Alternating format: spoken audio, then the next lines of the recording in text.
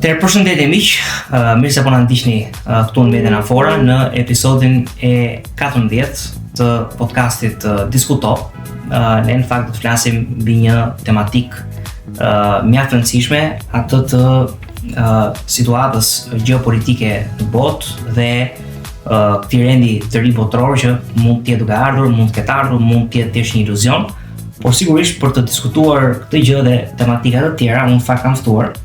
ekspertin e marrëdhënieve ndërkombëtare dhe të integrimit në Bashkimin Evropian, zotin Geron Kamberi. Geron, falenderoj që je bërë pjesë e këtij episodi. Faleminderit për ftesën.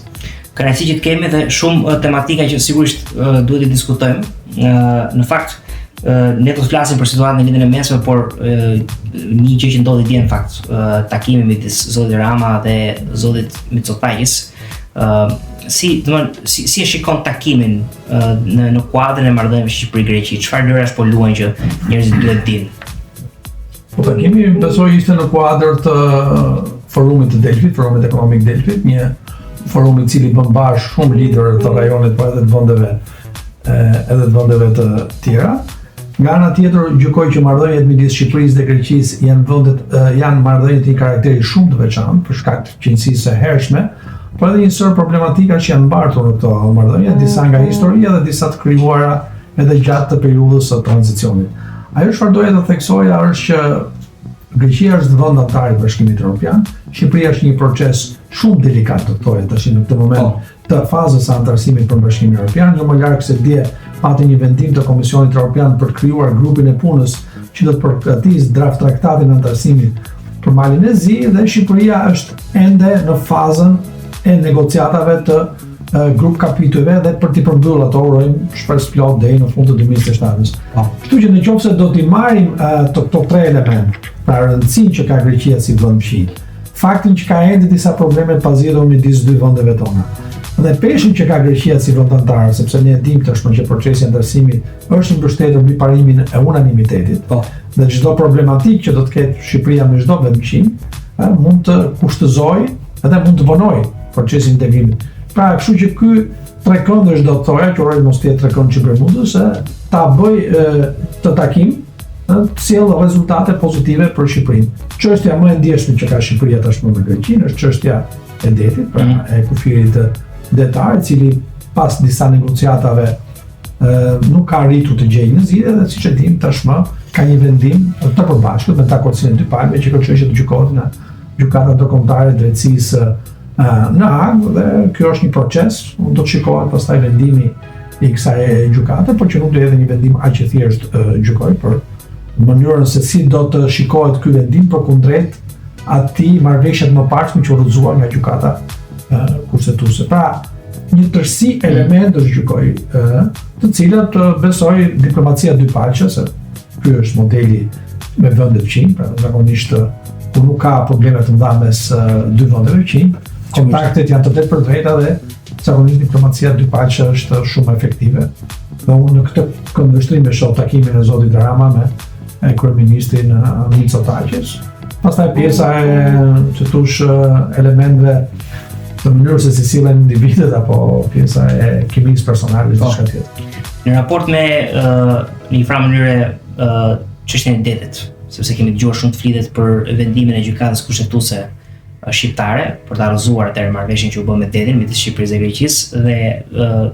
flitet tani në fakt për dërgesën e kësaj marrëveshje në gjykatën e Hagës. Pra bëhet fjalë për kontestim nga para shqiptarët e tillës marrëveshje, apo ka të bëjë me këtë, unë kam dëgjuar në fakt në media dhe nuk jam ekspert i fushës, pra ne duhet të pyes zgjerimin e Greqisë me 12 milje në detin Jon. E kjo që çështja më shumë u përket ekspertëve të së drejtës ndërkombëtare dhe së drejtës detit, të cilat janë element që rregullohen me marrëveshje ndërkombëtare ku Shqipëria dhe Greqia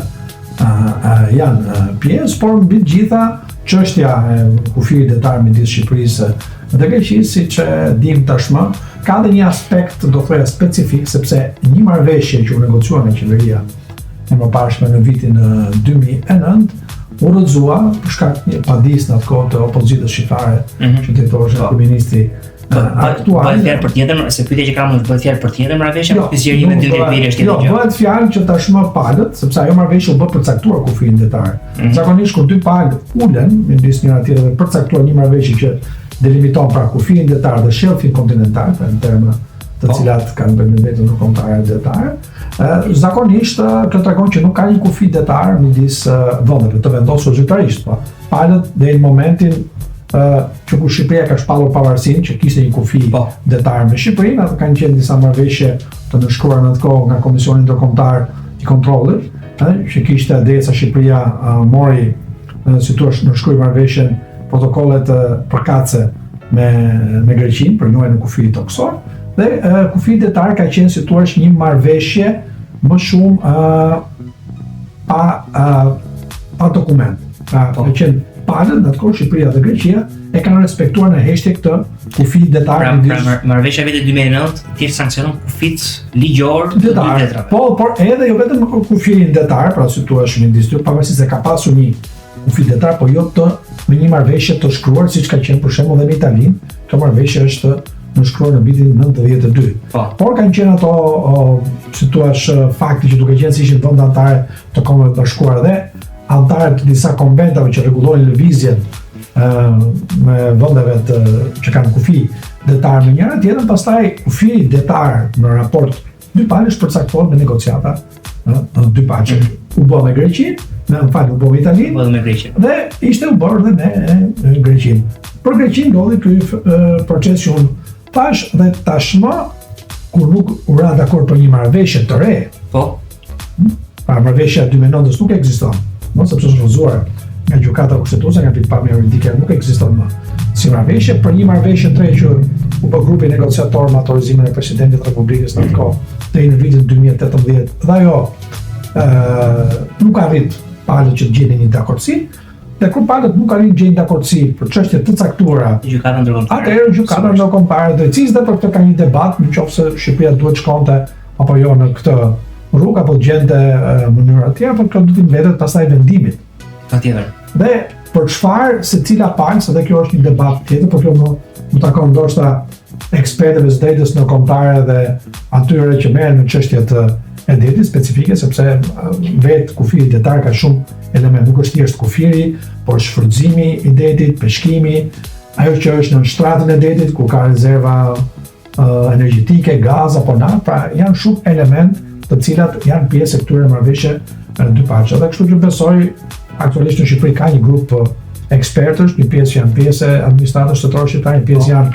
botës akademike apo edhe të ekspertë të sigurisë, të cilët ndoshta për një shtjellim në terma më konkret të mënyrës se çfarë përfaqëson kjo marrëveshje për Shqipërinë dhe Greqinë,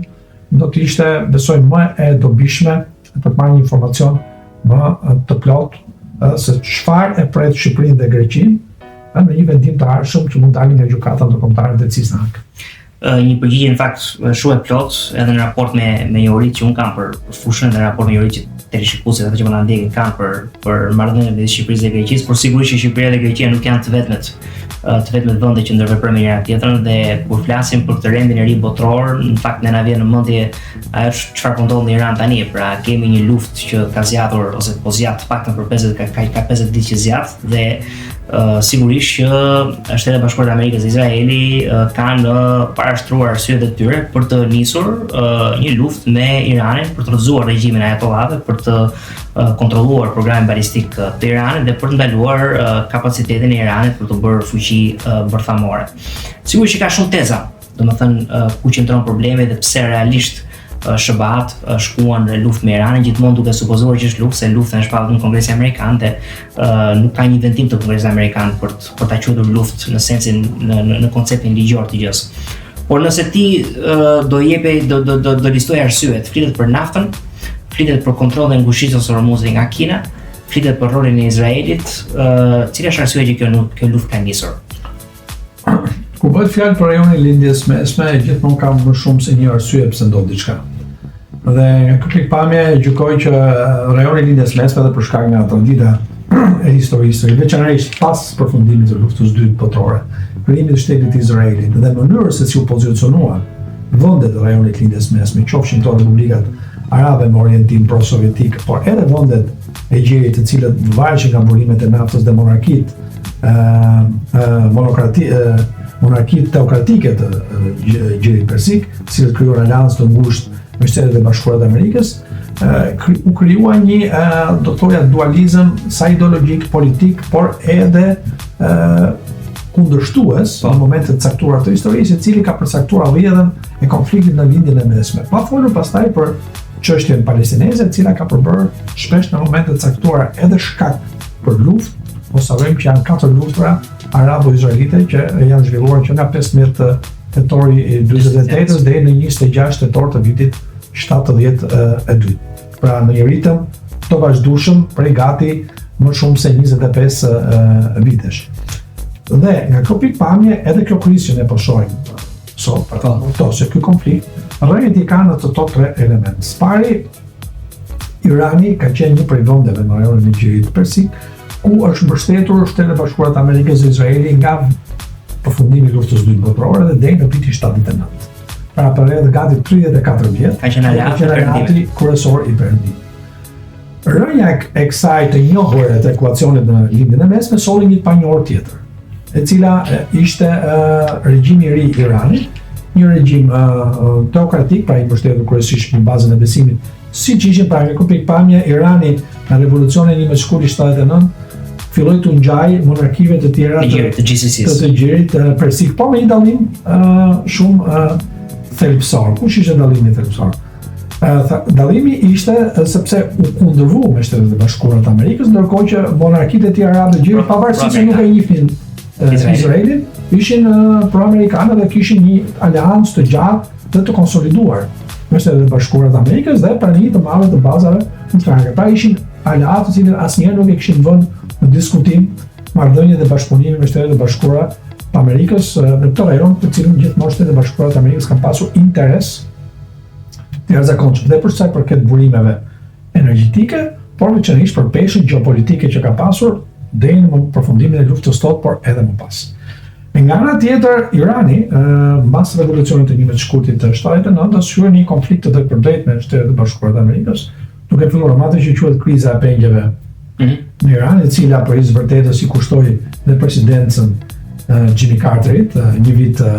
më vonë, për shkak se ai nuk arriti ta zgjidhë siç duhet këtë krizë. Dhe nga ana tjetër do të theksoja që edhe fakti që Irani hoqi njohjen ndaj Izraelit, megjithëse ishte shteti i parë që e ka njohur bashkë me Turqinë, mos gaboj. Bashkë me Turqinë dhe Etiopinë. Pra, ajo që quhet Aleanca e Periferëve, për cilët kryeministri në atë kohë Izraelit Ben Gurion ngulmoi që duke pasur kundër pothuajse gjithë botën arabe mbas shpalljes së pavarësisë së Izraelit në 15 maj 48, do të kërkonte aleatë të tjerë dhe ai krijoi konceptin e Aleancës Periferive, pra vende që nuk ishin shumë afër Izraelit, ishin larg, por kishin nevojë për mbështetjen e tyre. Dhe nga kjo periudhë që po flasim, Irani vazhdoi të kishte gjithmonë probleme në mënyrën se si e shikonte Izraelin, Shtetet e Bashkuara të Amerikës dhe vendet e Gjirit. Pra hyrë në një krizë të trefisht, do të thoja, përplasje të trefisht, e cila ka shoqëruar atë përgjatë gjithë kësaj periudhe. Një element tjetër që u shtua ekuacionit, një panjohur tjetër që pastaj më buni, ishte programi bërthamor i Iranit. Për hir vërtetës, Irani është në kohën e Shahut, ishte nga vendet e para që nënshkroi traktatin për mosprapjen e armëve bërthamore, me një traktat që miratua me Nikolik të 67-s, dhe kishte edhe programin bërthamor për qëllime civile, e cila u mbështet fal Shtetet e Bashkuara të Amerikës në kuadër të atij projekti të presidentit Eisenhower, Atom për Paqe, të cilën ai deklaroi në 8 dhjetor të vitit 53 nëpërmjet një konference përshtyp. Dhe kjo kishte këtë qëllim, në mënyrë që vendet të cilët kishin filluar të kishin interes për pasur armë bërthamore, dhe klubi bërthamor të mos zgjerohesh dhe të bëhesh i pa kontrollueshëm dhe mund ta fusë rendin ndërkombëtar një situatë krejtësisht të rrezikshme, por edhe të pa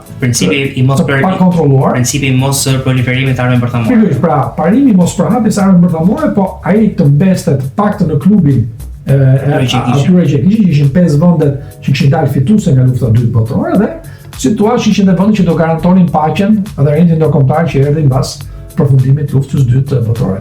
Zgjidhimi i interesit të vendeve të tjera për pasur armë bërthamore solli pikërisht këtë programin Atom për Paqe, duke qenë Shtetet e Bashkuara të Amerikës nga vendet e pakta që kishin teknologji dhe u afruan vendeve që kishin dëshirë të zhvillonin energjinë bërthamore për qëllime e civile. Në 17 gusht të vitit 2002, një deklaratë opozitës iraniane në Washington u bë ditur që Irani, megjithëse ishte vend që kishte një program për energji bërthamore, kishte një program shet për prodhimin e armëve bërthamore. Kjo solli një element tjetër të ekuacionit apo të konfliktit. Pra ishte opozita iraniane që sinjalizoi perëndimorët që Irani ka qëllim për të ndërtuar armë bërthamore? Pikërisht, sepse edhe kjo pastaj solli një negociat nëpërmjet trojkës së Bashkimit Evropian në atë kohë. Natyrisht Irani e mohoi sigurisht autoritetet iraniane, por trojka europiane që ishte Gjermania, Franca dhe Britania vendosën që të negociojnë dhe të ndërmjetësojnë me autoritetet iraniane lidhur me këtë program në mënyrë për të marrë informacion së pari. Dhe për këtë arsye u shkruaj marrëveshja e Parisit e 6 nëntorit të vitit 2004, e cila për hir të vërtetës nuk arriti të kënaq as trojkën europiane, po as Shtetet e Bashkuara të Amerikës, në atë kohë presidenti Bush, i cili sapo bombaronte mandatin e parë në krye të presidentës amerikane, dhe pasi kishte ndodhur edhe konflikti 20 marsit pra ndërhyrja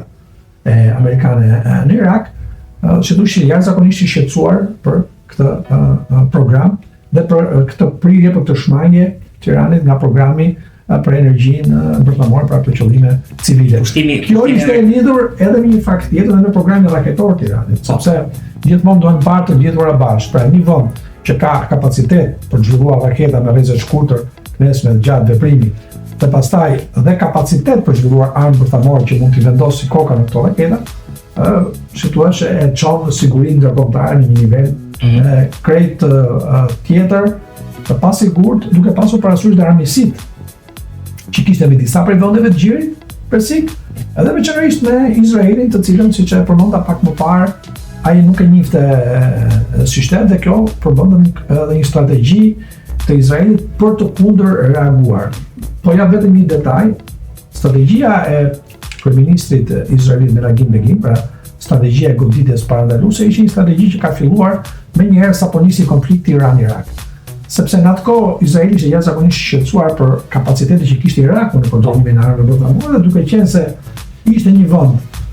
arab që nuk e njihte Izraelin dhe i kishte ofruar mbështetje dhe krahut militant të organizatës për shkrimin e Palestinës në Irak, organizatës Sambun Adal. Atëherë ai ndërtoi strategjinë e goditjes parandaluese dhe fillimisht goditi impjantet që mendonte ai që përdoreshin në Irak, në Irak, në 17 shtator të vitit 80, ku mendohesh që Iraku në atë kohë mund të përdorte për armë bërthamore, dhe ajo që ishte më çuditshme ishte që gjatë konfliktit Irak-Iran, Izraeli u përpoq më shumë të mos e sulmonte Iranin, sepse shikonte më shumë si kërcënim Irakun atë. Po, në fakt për këtë do të pyesja, sepse të pak në këto gjeopolitikanë që kam ndjekur unë dhe strategët e linjës mesme thonë që pushtimi i Irakut në mars të vitit 2003 krijoi edhe gjë power vacuum, pra atë vakuumin e fuqisë të pushtetit që më pas u zu nga Irani, siç tani për shembull, nuk e di ç'më mendon ti për këtë tezë. Flitet që dhe u përmend fakti nga ish-kryeministri izraelit Naftali Bennett që tha Turkey is the new Iran, pra Turqia është Irani i ri. Pra në rast se Irani nuk ka kapitulluar, është e qartë kjo gjë, por në rast se do të kemi një vakum të ri pushtetit në mesme, a mund të piqen kurse që të kemi një fuqi tjetër që zë vendin e Iranit, për shembull Turqia ose një vend tjetër? Roli i Turqisë është pak sa i veçantë në raport me gjithë rajonin e lindjes mesme për dy arsye. Turqia ka një pozicion gjeografik, cili më shumë se sa afër lindjes mesme është midis Azisë, Evropës, është dhe një pjesë të rajonit Azisë qendrore, por është vend antar i NATO-s dhe një vend me histori marrëdhënie shkrejtësisht të ndryshme me Shtetet e Bashkuara të Amerikës nga pjesa tjetër vendeve të gjirit persik, natyrisht dhe me Izraelin, Turqia, siç e përmenda pak më parë, është nga vendet që ka pasur një traditë marrëdhënie jashtëzakonisht mirë, natyrisht me uljet ngritjet e tyre dhe kryesisht ulja dhe ngritja kryesore ka filluar që ku ishte ajo që quhet lufta e parë e Gazës midis Hamasit edhe Izraelit, kur anijet, po në 2008 kur anijet humanitare turke shkuan në pjesë të tyre u goditën. Nga Izraeli aty krijoi tensionin e parë midis Turqisë dhe Izraelit, po edhe për shkak të faktit që Turqia do të marrë një rol mbrojtës për gjithë popullsitë të besimit të muslimanëve. Një në pyetje këtu se kjo një prej për shembull kur ne shohim se si Irani ka ndryshuar marrëdhëniet me Izraelin,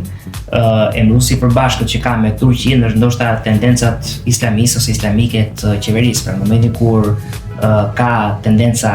islamiste, siç është revolucioni islamik në Iran, apo dhe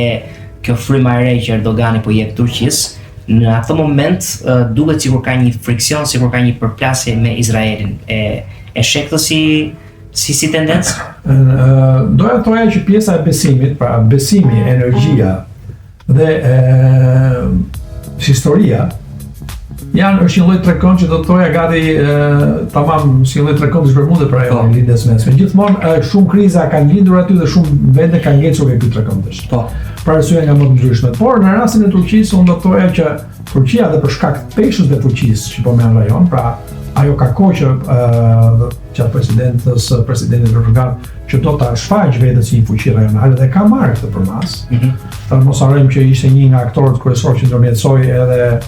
atë që quhet marrëveshja me Mbis Hamasit, që u zhvillua në Katar, ishte Katari, Turqia, Egjipti, pra ka dashur ta marrë këtë rol. Egjipti është një aktor pa aq i fuqishëm sa Turqia, por nuk ka peshën ekonomike dhe fuqinë ushtarake të Turqisë, edhe për shkak të traditës dhe shumë elementeve të tjerë, pra që kështu këtë hapësirë ka zonë Turqia dhe në momentin që ka pasur fërkime në disa prej vendeve, kryesisht Izraelin, këto kanë ardhur për shkak se në pjesë e vendeve të tjera të Gjirit Persik, cilët i kanë ofruar mbështetje çështjes palestineze, por kanë qenë paksa më të hequra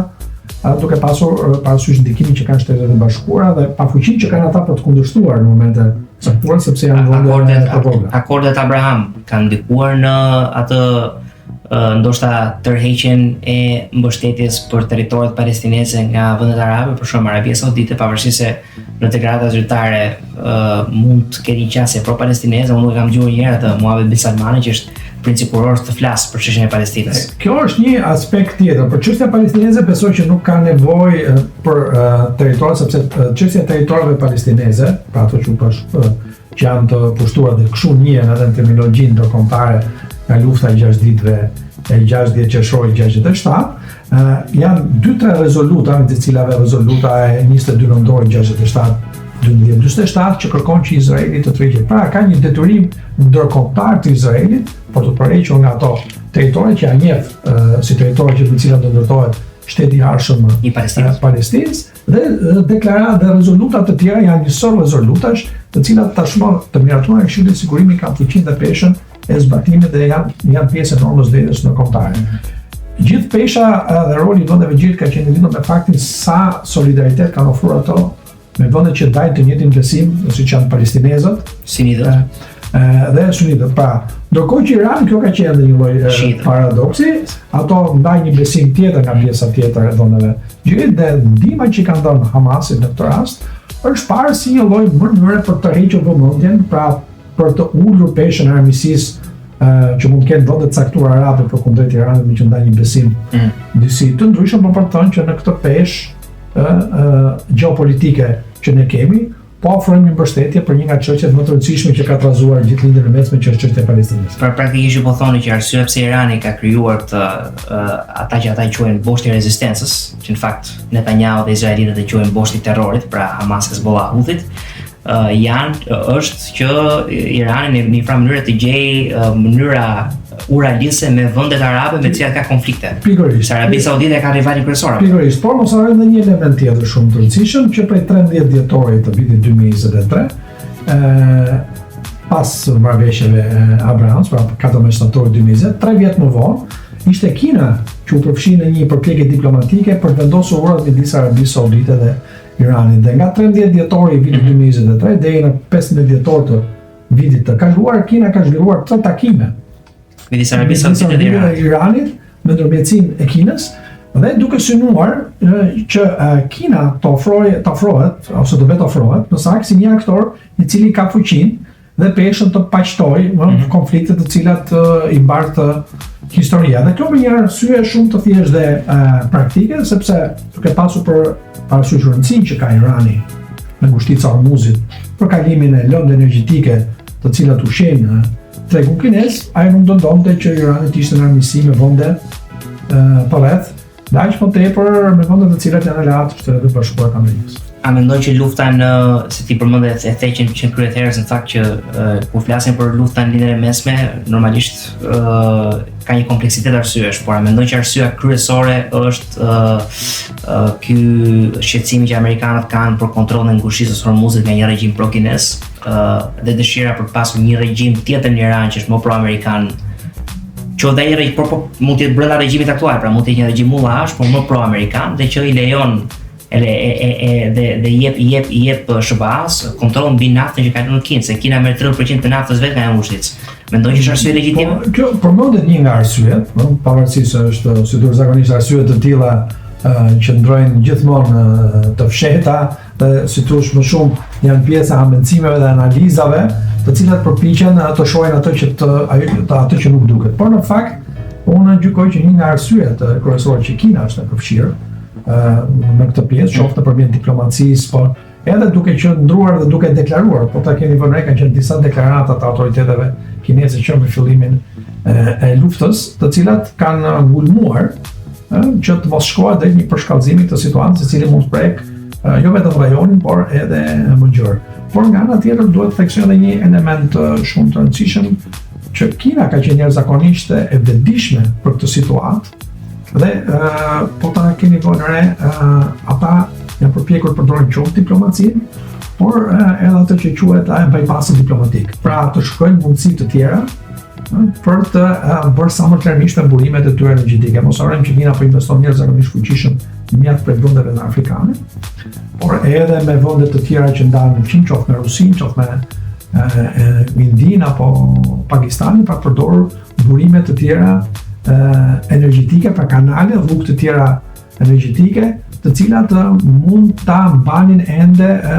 të paprekur ritmin e ekonomisë kineze për shkak krizës që mund krijohet në ngushticën e Hormuzit, sepse në momentin që ne po flasim, ende asgjë nuk është zgjidhur. Pra jemi në një fazë blerje kohe nga pushimi dyjavor shtesë që është propozuar, por ndërkohë në rajonin e lindjes mesme kemi një përqendrim shumë të madh të trupave dhe forcave të ushtrisë amerikane dhe presioni është i shumë fish. Pra, lufta zhvillohet në 3-4 fronte, pra është sa me armë, sa me presion psikologjik,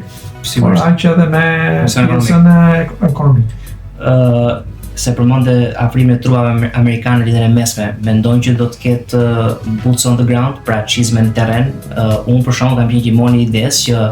e vetja mënyrë që lufta në Iran mund të fitohet nga Shtetet Bashkuara të Amerikës është me boots on the ground. Ti nuk mund ta realizosh atë regjim ose të arrish objektivat e tu vetëm me sulme errore. Mendon që amerikanët ta bëjnë atë lëvizje duke pas parasysh dhe zgjedhjet mes mandatit që po vinë që janë në nëntor, pra midterm elections, a mendon që ka një incentiv presidenti Trump për të mos i çuar trupat në Iran për shkak të zgjedhjeve, si është kjo situatë? Natyrisht provoja amerikane ka treguar që shpesh element të politikës jashtme, pra zgjidhja e krizave politikave të jashtme mund të ketë shërbyer për mirë ose për keq në si thuash llogaritjet politike në sfidat elektorale që kanë presidentët amerikan apo partitë që ata përfaqësojnë në Kongres apo në Senat, për mund një rast siç ishte rasti Carterit, një vit më vonë, natyrisht mos harrojmë një element shumë të rëndësishëm, që Irani është një vend relativisht i madh, me një popullsi të konsiderueshme, me një territor shumë të gjerë, po edhe me sfida të shumta, pra nëse do të marrim një skenar, siç thonë me ndërhyrje me trupa ushtarake, atje askush nuk mund të prollogarisë nivelin dhe shkallën e reagimit që do të vijë nga Irani, zgjatjen e konfliktit, fakti që ka dhe shumë minoritete të tjera që ndajnë interesa krejtësisht të ndryshme, disa mund të jenë kundër, po disa, dhe nga ana tjetër vende fqinj me Iranin që janë zakonisht të shqetësuar, që nëse pavarësisht të situatës së regjimit që kanë atje, ata kanë një situatë të stabilizuar në kufit e tyre, të jashtëm qoftë Pakistani, qoftë Turqia apo vende të tjera, dhe përfshirë dhe Iraku. Ndërkohë që një skenar i tillë që mund të ishte paparashikueshëm për nga avlidhorjet që sillen, mjafton të kuptojmë që kur presidenti amerikan Bush zbrakoi në luftën e ndërta për Irakun që misioni u krye, po mbas pak ditësh pra situata atje përshkallëzuar në një nivel tjetër dhe që nga varet dhe cili është misioni, se për shembull një prej gjërave që ne dëgjojmë Geron shpesh është që këto luftat amerikane të ndërrimit të regjimit kanë dështuar, por në fakt po ta shohësh tamam situatën. Për shembull vitin 2001 mbas dhënies së AUMF-s, pra Authorization of Use for Military Force, i dha Kongresi presidentit Bush mundësinë për dërguar trupa në Afganistan. Regjimi i talibanëve atëherë ra për shumë pak kohë ose për një kohë mjaft shkurtër dhe u vendosin qeveritë demokratike. Patjetër Afganistani ngjeni një vend shumë i korruptuar, por për shembull gratë shkonin në shkollë. Pra dhe gabimi amerikan është që vajte në Irak dhe nga viti 2010-2011 talibanët kanë nisur rebelimin e tyre për ta rimarrë prapë Afganistanin dhe shmarrën në vitin 2020 mbas marrëveshjes midis Trumpit dhe talibanëve. Pra, në një farë mënyrë, nëse qëllimi ka qenë hiqja e regjimin, ai qëllim u arrit edhe në Afganistan dhe në Irak, ku Saddam Husseini u vra nga njerëzit e vet. Pastaj ç'ndodh mbasi ti e ke hequr regjimin, aty ka problematika tjetër që mund të diskutojmë. Ju përmendat pak më parë një term që quhet vakum ose bollëku i pushtetit. Përgjithsisht me regjime të tilla të cilat janë afatgjata dhe kanë qëndruar gjatë në kohë, ky bollëk që krijohet, po marrim një skenar, krijon një seri elementesh pasojës të tjera që prekin drejt për drejt sigurinë. Po nuk flas vetëm për sigurinë e vendit, flas për sigurinë e rajonit, dhe në një rajon ku kalon 20% energjisë dhe pastaj edhe shumë elemente të tjera, se nuk është vetëm energjia, aty ka materiale kimike, materiale për shumë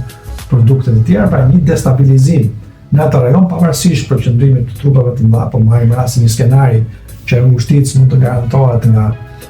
trupat e huaja, qoftë edhe një koalicion ndërkombëtar forcash, e bën shumë të vështirë parashikimi, por mbi gjitha mënyrën se si do të reagonin vendi në këtë rast Irani. Dhe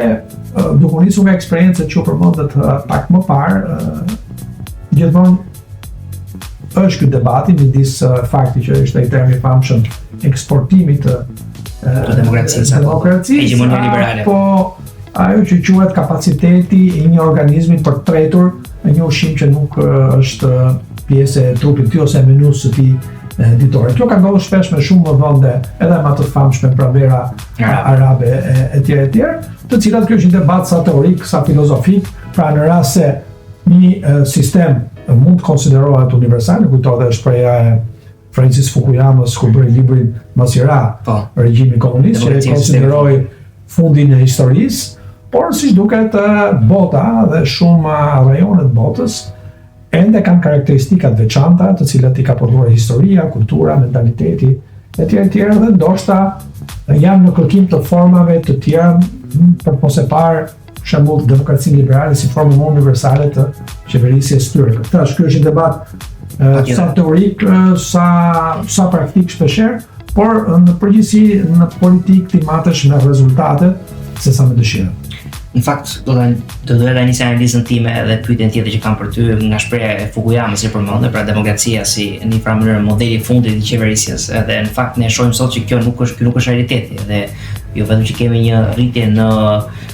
nivelin e autokracive në botë, por kemi një rritje në popularitetin e autokracive në vende perëndimore, duke përfshirë edhe vendet e Bashkimit Evropian, por edhe Shtetet e Bashkuara të Amerikës. Nga ana tjetër, kur flasim për këtë rendin e ri botror, që dëgjojmë shumë shpesh të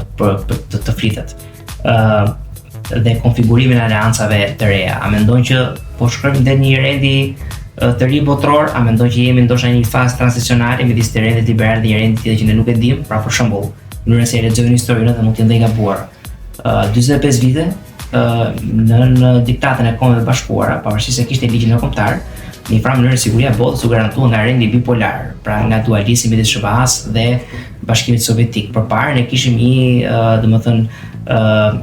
rend të fuqive të mëdha, në rendi i luftës së dytë botërore, dhe midis dhe ky rendi i luftës së dytë botërore me rendin liberal nga viti 90 deri në 2008 u nda nga ky rendi bipolar. Ky rendi bipolar është një rend tranzicional në mënyrë si e shohun. A mendon që ky rendi multipolar tek i cilin ne po shkojmë tani është tranzicional në vetveten e vet dhe ndan rendin liberal që ne po lëm nga një rend ndoshta tjetër që mund të vi? Shpesh ky debat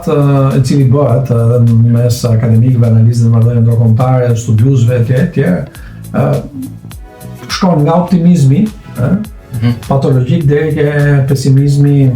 si thush, I tejskajshëm, sepse një pjesë e quajnë që përfundoi diplomacia shumë paqe ose bota multipolare, sepse bota bipolare përfundoi me rënien e murit Berlinit, dhe u duk sikur kishte një shpresë që Kombet e Bashkuara megjithse u krijuan në 45, por nuk lutën asnjë funksion, pra funksioni I tyre përfundoi mbasi mbaroi lufta ato dhe Këshilli I Sigurimit mund të merrte vendime, siç ka marrë disa vendime, kur Shtetet e Bashkuara të Amerikës dhe Rusia tashmë për shumë çështje ishin bashkë, siç çështja e terrorizmit apo për disa kriza të tjera në botë, ku ato ishin bashkë. Ndërkohë që nga 45-a deri në vitin 90, ne dim shumë mirë që çdo rezolutë që kalonte në Këshillin e Sigurimit vinte viktime vetos së njërës palë apo palës tjetër. Megjithatë, ky disa e konsideruan si iluzion optik, disa si iluzion diplomatik, por shumë zhvillime të mëvonshme treguan që bota ende nuk ishte përgatitur, dhe rendi ndërkombëtar nuk ishte përgatitur për atë që quhet një rend I vendosur mbi diplomacinë shumë paqe, marrëdhëniet shumë paqe, dhe u kthyen tek ajo që disa e konsideruan që një diplomaci apo një rend I forcës I mbështetur, pra mbi arsyeën e forcës, jo mbi forcën e arsyes, dhe disa e kanë quajtur edhe si bota zero polare, pra ku nuk ka më asnjë pol, po janë disa pole, të cilat shpesh veprojnë në mënyra pra fuqi rajonale, të cilat janë të shpërndarë në rajone të ndryshme dhe pa dakordsinë e atyre, si thush komuniteti ndërkombëtar veçanërisht dhe dy motive, po marrim rastin konkret apo tre. Rusi, përfuz dhe ndoshta Europën si qëllimin e kanë të pamundur të ndërmarrin iniciativa të tjera. Kështu që nga ky pikpamje unë gjykoj që megjithëse jemi në një fazë tranzicioni, do të shikojmë që kjo që po ndodh sot në rendin ndërkombëtar, përdor një krahasim I ngjan një gripi sezonal, I cili mund kalohet edhe me aspirina apo paracetamol dhe mos jetë shumë shqetësues, apo është një smundje kronike që do kërkojë ilaçe krejt të tjera, kirurgji ndoshta, varet nga cila për ty, pra po shkojmë te një rendi rajonalist, pra një rend ku fuqitë mëdha ndajnë zonat e tyre të influencës me njëra tjetrën? Natyrisht, rendi ku fuqitë mëdha, pra thonartash po marr siç ka qenë Shtetet e Bashkuara të Amerikës, Bashkimi Sovjetik dhe Rusia, më pas apo Kina, e kanë pasur këtë prirje që në rajonet e caktuara të kenë aleat të veçantë, sepse është shpesh e pamundur që ti të kesh të gjithë vendet e një rajoni aleat, dhe janë përpjekur që të krijojnë një ekuilibër I cili luhatet midis forcës, midis presionit ekonomik, midis shpërblimit në kuptimin e fondeve, kredive etj. Por nga ana tjetër kemi edhe një element tjetër që doja ta përmendej, siç është Bashkimi Evropian, I cili që kur është shkruar mbi traktatet që janë mbështetur në vlera, dhe kjo është periudha më e vështirë që unë për Europën, po flas për Europën si koncept Bashkimi Evropian, I cili u ka parasysh mënyrën se si është krijuar, mënyrën se si është ndërtuar, mënyrën se si ka funksionuar. Nuk po flas për diplomacinë e vendeve të veçanta, por për Europën. Ishte një shpresë për shumë atyre që quhen idealistë, universalistët që thoshin paqe universale kantiane, e cila lind mbi bazën e bashkëpunimit të gjithë. Dhe Europa nga 57-a, vitin tjetër ka 70 vjetorin, pra nga traktati 27 prillit 57 I Romës që krijoi Komitetin Ekonomik Evropian, deri vitin që vjen, do të shikojmë, pra ajo ishte ëndra universale për një paqe e cila vinte nga bashkëpunimi. Dhe kur është marrë çmimi Nobel I paqes I Bashkimit Evropian në vitin 2012, motivacioni që ka pasur Bashkimi Evropian ka qenë për projektin më origjinal të paqes në botë. Që ishte BE. Tashmë, nëse bota do t'i rikthehet formave të hershme apo modeleve tradicionale, kjo mbetet për të parë dhe besoj, siç e keni ndjekur në shumë deklarata të liderëve europian, por edhe të komisioneres van der Leyen, ajo që shqitohet është që edhe Evropa do fillojë të mendojë për diçka krejt tjetër. Tashmë, sepse kur e shikon që rendi ndërkombëtar, veçanërisht janë përfshirë aktorët kryesorë që janë Shtetet e Bashkuara, veçanërisht Shtetet e Bashkuara të Amerikës, Rusia, Kina, aktorët e tjerë rajonal dihen, ka një qasje krejt tjetër mënyrë se si e shohin raportin dhe aspektin mbi zhvillimin ekonomik, globalizmin, ndërveprimin, ndajnë e zonave të influencës, atëherë natyrisht që do duhet, siç thoshte edhe kryeministri kanadez në fjalimin e tij që mbajti në Davos, bota që ishte nuk është më, nuk kemi pse qajmë, por do të bëjmë diçka për. Po do të bëjmë diçka për pjesën tjetër. Në fakt ky afrimi i çuditshëm e quaj unë pakën, po jo aq çuditshëm duke parë marrëdhëniet e reja ndërkombëtare që po vijnë midis Kanadas dhe Kinës, apo dhe marrëdhëniet që Bashkimi Evropian dhe Britania e Madhe po kërkojnë të vënë me Kinën, na tregojnë që në një farë mënyrë po shkohet drejt një rendi të ri botror. Dhe nga ana tjetër më kujton edhe deklaratat e sekretarit amerikan të luftës Pete Hegseth që kur vajte në konferencën e sigurisë MNUL, mos gaboj, i tha evropianëve, you can't shoot values, pra ju nuk mund të qelloni me vlera, ju duhet të qelloni me armë, duhet të qelloni me ekonomi, pra duhet të ringrini atë aspektin e hard powerit, pra të fuqisë së fortë, pushtetit të fortë me ekonomi dhe ushtri deri armatim, sepse vlerat në këtë botë nuk po vlen më në një farë mënyre. Por në këtë kuadër, në rast se shkohet dhe një rendi fuqie, edhe rajonesh, edhe fuqish rajonale, ndonjë që NATO do të shpërbëhet, kemi dëgjuar deklaratat e presidentit Trump që e konsideron NATO një tigër letër. Mendon që ka rrezik konkret për largimin e SBA-ve nga NATO? Spesh në politikë ndodh si në shoqëri ose në jetën e përditshme. Çdo gjë që krijohet edhe mund të ndryshohet, edhe mund të mbyllet. Pra, mund krijosh një organizat, në momentin që shikon që nuk funksionon, ashtu siç një biznes, apo po flas kështu edhe një martesë. Sigurisht. Jo më pastaj një organizat NATO. NATO është një organizatë e mbrojtjes kolektive, e cila u krijuan një rrethana të caktuar. Natyrisht mbas rënies së Muri Berlinit pati shumë nga ata që mendonin që edhe NATO duhet shpërbërë siç u shpërbë Traktati i Varshavës, sepse lindi një rrethanë të caktuar dhe në momentin që rrethana nuk ekziston më, atëherë bien dhe motivet për cilët duhet të ekzistojë kjo strukturë. Por ngjarjet që pasuan shpërbërja e Jugosllavisë edhe shumë kriza të tjera e ndryshuan këtë qasje dhe NATO ka vazhduar pavarësisht që reagimi që ka pasur Rusia, jo shumë gjatë presidentit Jelcin, por veçanërisht më pas ka qenë shumë i qartë që ai nuk kërkonte që NATO të zerohesh në konflikt që shkonin shumë afër Rusisë, dhe madje një nga shkaqet e krizës midis Rusisë dhe Ukrainës është kërkesa e Ukrainës për të anësuar në NATO. A ka pasur kërkesë konkrete të Ukrainës për të anësuar NATO? Se ne dimë që revolucioni i vitit 2014 nisi si pasojë e dëshirës së Ukrainës për të bërë pjesë e BE-s, jo e NATO-s. Por në 2008 pat një ftesë për Gjergjin dhe Ukrainën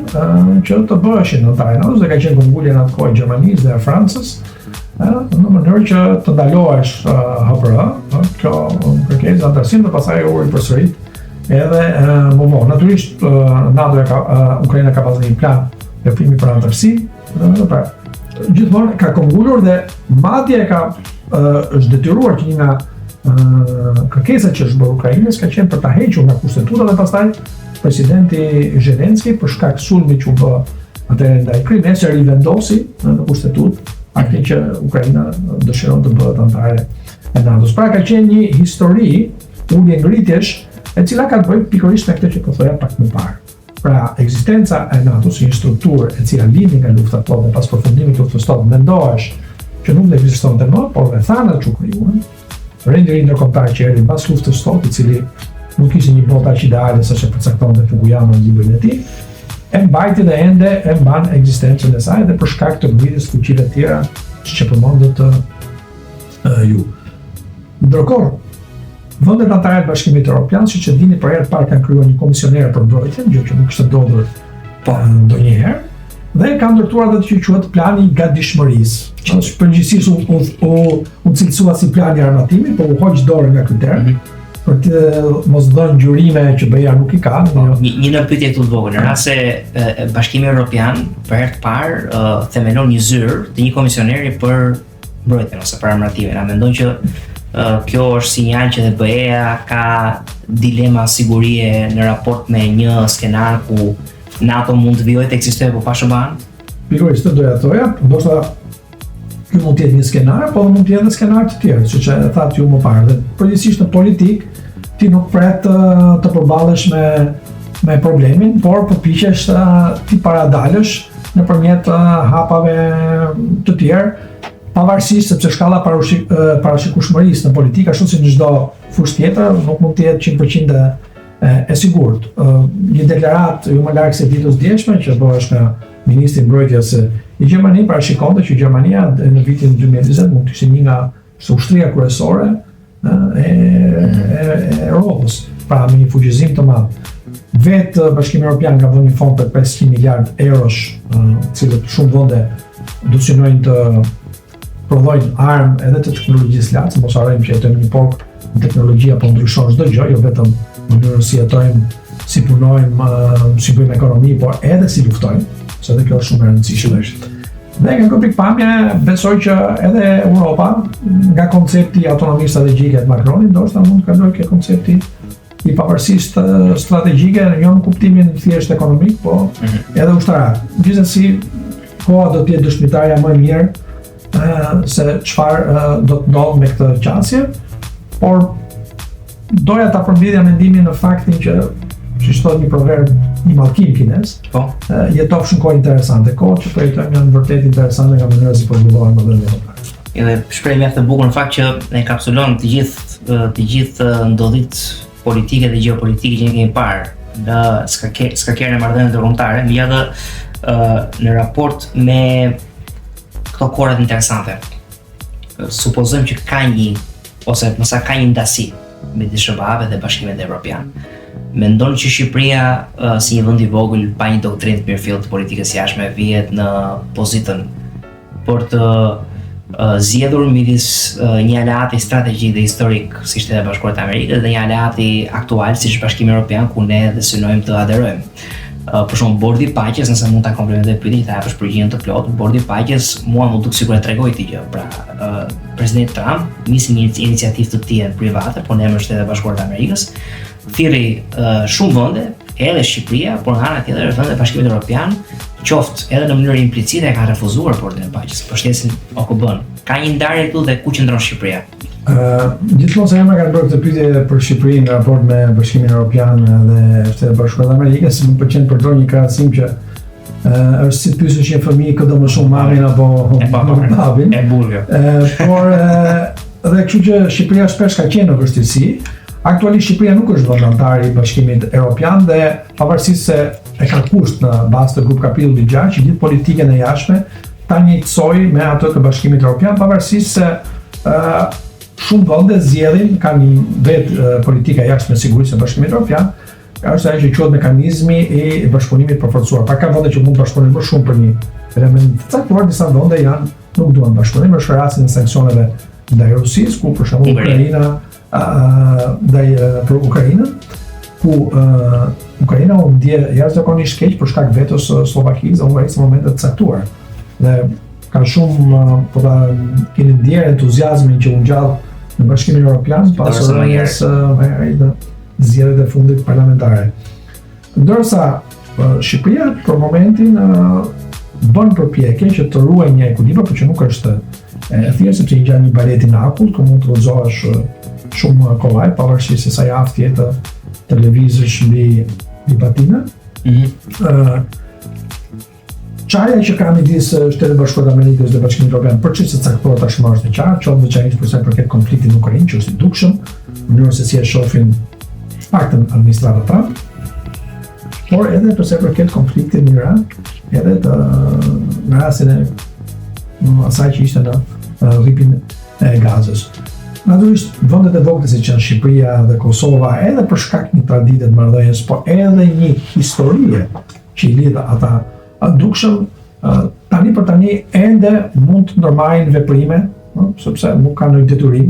autonome nga Bashkimi Evropian. Por në momentin që do përshkallëzohet, do përforcohet kjo qasje, besoj që dhe Shqipëria do t'i duhet të bëjë si të bëjë zgjedhjet e saj. Askush nuk e përjashton,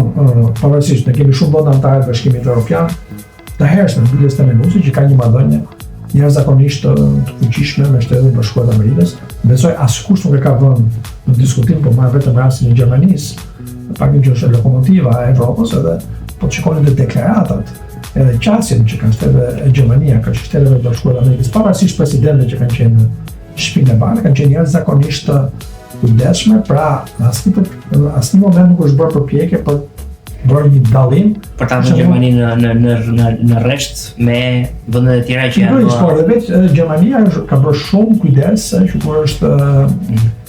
përpjekur, edhe kur s'ka qenë dakord me lëvizjet e politikës apo diplomacisë amerikane, të janë zakonisht të kujdesshme për shembull raport me Francën apo në një vend tjetër siç është Spanja, ku tradita si thoshte përplasjeve midis këtyre vendeve dhe Shtetet Bashkuara të Amerikës ka qenë një traditë që vjen edhe nga lufta ftohtë edhe nga tradita politike, janë shumë elemente kësaj.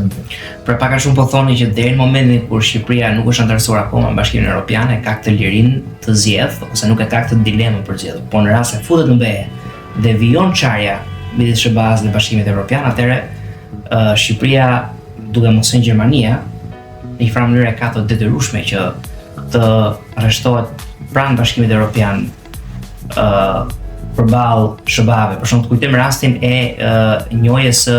Jeruzalemit si kryeqytet të Izraelit nga Shtetet Bashkuara të Amerikës në administratën e parë Trump, dhe mos gaboj, mund të jenë dhe gabuar, mund të më korrigjo, Shqipëria u rendit pranë vendeve të Bashkimit Evropian në atë vendim. Sepse ka edhe një gjë, një pjesë e madhe Shqipëria aktualisht është anëtare e Kombeve të Bashkuara. Po. Dhe natyrisht në Kombet e Bashkuara ti ke tre mënyra për të votuar, mund votosh pro, kundër ose abstenosh. Natyrisht abstenimi është një mënyrë për të ndjetur veçanërisht siç është Shqipëria për të qenë në pozicionin sandwich mes të mëdhejve, që shpesh edhe për këto dinamika që ne po flasim, Shqipëria do i duhet ndoshta dhe të rimendoj gjykojun dhe mënyrën dhe një strategji të re ose metodologji të re në aspektin diplomatik, sepse kjo nuk ka përbërë problem në herë për Shqipërinë, përsa kohë që Shtetet Bashkuara të Amerikës dhe Bashkimi Evropian kanë qenë bashkë në pjesën paktën në veprimet kryesore. Administrata e Trump duket që ka një qasje tjetër, prandaj jo më kote përsërit atë krahasimin që thash që kjo situatë do i ngjan një grip, përveç asaj po i ngjan një gripi sezonal, që vjen për shkak të qasjes që presidenti Trump është krejtësisht i ndryshëm nga mënyra se si e mendon ai politikën, dhe këto i ka bërë qarta qoftë tek deklarata që bëri Fondacioni Heritage në Amerikë, i cili në 31 janar 2023 botoi një studim që quheti Projekti 25 dhe Agenda 47, sapo ai po bësh gati për të hyrë në Shtëpinë e Bardhë. Pra në këtë rast unë gjykoj që edhe nga ana Bashkimit Evropian nuk kanë habi për këto veprime që po thonë, ato kanë qenë të paralajmëruara, të deklaruara. Pra në këtë pikë besoj që presidenti Trump edhe për nga natyra ti si biznesmen, për që zakonisht transparent, nuk fsheh asgjë përpara aksionerëve dhe sipas autoriteteve amerikane të politikës në përpara. Sipas autoriteteve amerikane dhe kjo e qartësuar edhe në strategjinë e sigurisë kombëtare, bën kritikat nuk janë ndaj Evropës, kritikat janë ndaj rendit liberal dhe ndaj elitave liberale në SBA dhe në Evropë. Madje u përmend edhe në strategjinë e sigurisë kombëtare ke doktrina e pragmatizmit realist, por edhe ke edhe nga sekretari Rubio në forumin ekonomik të Davosit që ne me Evropën, tha ai, kemi lidhje qytetërimore, pra ne duam një Evropë, madje edhe pak para se Orbani të mbisë zgjedhjet, vajti zëvendës presidenti J.D. Vance ke instituti MCC në Hungari dhe tha që ne duam Evropën great against siç duam Amerikën. Pra nuk është një përçarje që vjen për shkak se Amerika nuk do Evropën, por për shkak se Amerika nuk do vlerat ultraliberale dhe elitat liberale të Evropës. E shikon përplasjen kështu të tillë. Kjo është e tillë, por mos harrojmë që aktualisht kemi një qeveri pranë Shtetit Bashkuar, një president që vjen nga baza republikane, e cila ju edhe nga eksperjenca juaj si student të Shtetit Bashkuar të Amerikës e keni qartë që është një bazë konservatore, sigurisht shtetet. Dhe normalisht pasqyrohet edhe në politikën, natyrisht në asnjëherë nuk ka qenë dukshme në gjykoj unë. Ka qenë dukshme kjo përplasje në raport me vlerat, siç e thatë ju, apo se si e shikon presidenca administrata aktuale amerikane ato që po ndodh në Europë, sepse ato që po ndodh në Europë nuk po ndodh tani ka dekada, sigurisht që është. Por mbi të gjitha besoj që Europa po merr kohën dhe edhe për shkak të moshës që ka, dhe në është një moshë të thyre, kështu që më shumë mendon se sa vepron, edhe mendon që të vjetrit nuk kanë zakon të vuten, po të presin edhe përdorin atë proverbin gjerman që asnjë sup nuk ka ata që nxehtësa serviret. Ndoshta ata janë duke pritur që koha të kalojë pak, presidenti ka një vit e gjys, pse jo, edhe për një administrative, po mund të ketë dinamika. Ne ende gjykojmë është mjaft, do të thoja, nuk është shumë e këshillueshme që të nxjerrësh përfundime të plota kategorike duke nisur nga një situatë e caktuar e cila siç e ka treguar dhe historia ndryshon. Edhe pastaj në momentin që do të kalosh në përkufizime dhe përcaktime kategorie të kesh shumë vështirë për të kthyer mbrapsht ose të paktën duhet nisësh me një mea culpa, me një ndjenjë në shfaqësimi që të nxorë një konkluzion nga gabuar. Kështu që besoj Europa është duke blerë kohën e nevojshme përpara se sa thellë do shkojë kjo ndarje dhe për këtë arsye është duke marrë mbasat e saj, pra është duke u riarmatosur, është duke përgatitur një strategji të tjetër për siguri, ka një komisioner të ri për mbrojtje dhe nëse do të jetë kohë të bën akoma më interesante se shton ai mallkimi kinez, natyrisht Europa do marrë vendimin e saj. Rrezikun e një sulmi rus kinetik mbi Evropë, të ngjashëm me sulmi rus mbi Ukrainë, e shikon? Sepse për shembull kemi parë general britanik që kanë folur ose i thonin njerëzve në Britaninë e Madhe që bëhuni gati për luftra, të cilat i kemi parë në kohën e gjyshërve tanë, se gjyshërit tanë i kanë provuar. Mendon që janë deklarata sensacionale për të ngritur atë alertësin ose atë gatishmërinë e publikut, apo ka diçka reale? Natyrisht frika është një element i ndjesi njerëzore edhe ajo përfshin dhe shtetet. Natyrisht nuk është shpesh këshilltar i mirë, por natyrisht frika nuk lind me detyrë, diçka një bazë ka dhe natyrisht marrëdhëniet aktuale që po flasim midis Rusisë dhe Evropës janë në pikën e saj më të ulët. Po, edhe për shkak të konfliktit në Ukrainë, jo thjesht në pikën më të ulët, po janë shkëmbyer shpesh te kërcënime. Kërcënime kanë ardhur vetëm nga Rusia. Jo, po ka pasur edhe raste kur për shembull Britania, Franca, Gjermania e kanë bërë qartë presidentit rus që kjo qasje do sjellë reagimin e Europës. Edhe ata kanë bërë duke e garantuar, pra duke e mbështetur Ukrainën, duke e vetëmbrojtur. Rusia e di shumë që nuk po lufton thjesht me Ukrainën, por është përballë Bashkimit Evropian dhe në këtë pikë Bashkimi Evropian s'ka bërë asnjë përpjekje për ta fshehur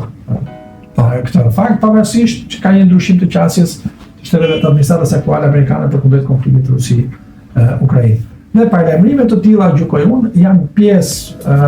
edhe e një lloj parapërgatitje, por mbi të gjitha besoj jo është edhe një mënyrë për të justifikuar shpenzimet e mëdha që po bëhen aktualisht. Besoj ekonomia europiane për shkak të ngërçi që ka, po përpiqet që një pjesë të sektorit të saj, të industrial, ta drejtojë drejt asaj që quhet industria ose ekonomia luftës, që thotë që singëri mbaz biznesit luftës, biznesi më i madh. Mund të ketë arsye brenda kësaj, por gjykoj që thua fakti që në rast se Rusia do të marrë një sulm apo është ende herë gjykoj unë për të gjykuar për një kërcënim të tillë, madje nëse do nisim edhe nga deklaratat edhe për presidentin Putin, por të tjerë e ka thënë që në asnjë skenar Rusia nuk ka ndërmend të sulmojë edhe për Ukrainën, që 2-3 ditë përpara nisjes ofensivës ruse në Ukrainë, thoshte që jo, nuk kemi po bëjmë trajnim me ushtarëve tanë brenda territorit tonë, pra deklaratat e Rusisë janë si kjo i merr me një grain of salt. Natyrisht, por gjykoj rasti i Ukrainës është kush ka parasysh dhe njeh historinë e konfliktit aty, është diçka krejt ndryshe, sinjalet për Ukrainën u dhanë direkt mbas revolucionit Euromaidanit, pra Rusia e mori si një sfidë ose sfidë të drejtë për drejtë rrëzimin e Janukoviçit në 28 shkurt 2014 dhe menjëherë ndërmori disa veprime, aneksimin e Ukrainës, luftën e Donbasit. Kështu që mesazhet ishin të ndërpërta, pra Rusia nuk bëri asnjë përpjekje për të fshehur asgjë në këtë pjesë, pra sfidës u përgjigj me një kundër sfidë, por poston shumë herë më të madhe, pra duke vënë në diskutim ekzistencën territoriale të Ukrainës. Dhe në fakt, kjo është natyra e marrëdhënieve ndërkombëtare, janë të tilla dhe unë të falenderoj që në një farë mënyrë i sqarove për publikun tonë të gjithë çfarë ne duhet dim në raport me luftën në Ukrainë, në raport me luftën në Iran, me mundësinë e një rendi të ri botror, me marrëdhëniet midis SBA-s dhe BE-s dhe pozicionimit unik të Shqipërisë në një botë e cila po ndryshon dhe Lero, më duhet të falenderoj që u bërë pjesë e këtij episodi.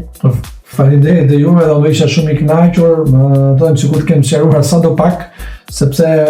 këtu është del për te mundësive të mia, sepse për këtë çështje flasin shumë